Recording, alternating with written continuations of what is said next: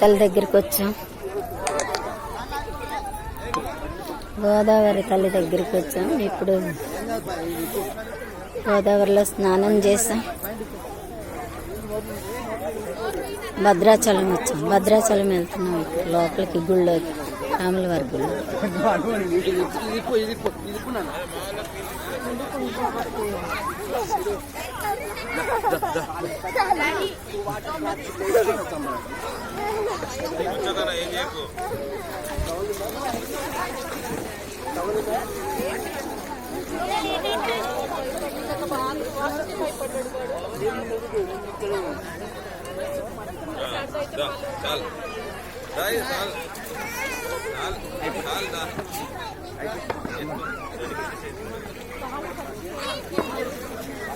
నీకు